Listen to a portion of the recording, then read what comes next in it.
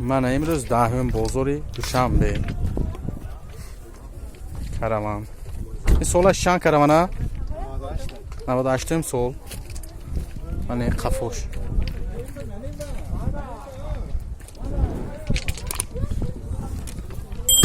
گاز بنزین؟ زدگی ندارد. گاز بنزین 98 سول. نرخش چند پول؟ 38,000 سودا میشه نه؟ پرابیکش چند؟ من پرابیک 29.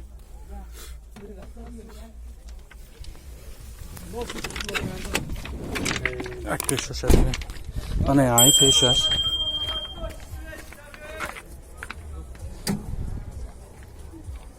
من ماتورش.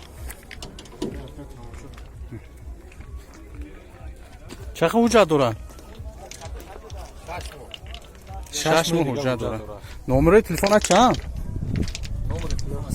900 46 44 45.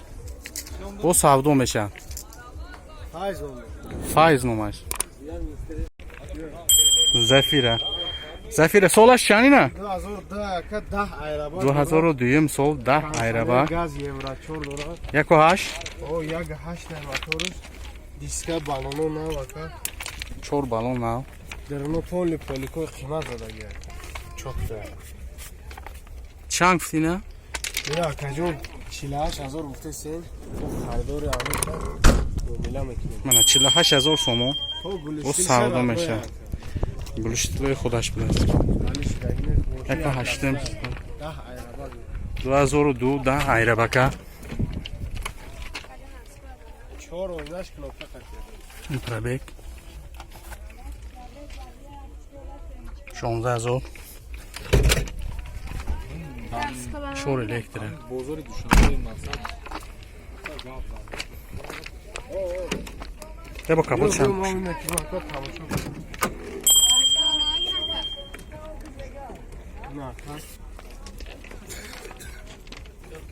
نمره تلفن چند 907 99 44 00 اون طرف هم در شهر دوشنبه ماشین بازار دوشنبه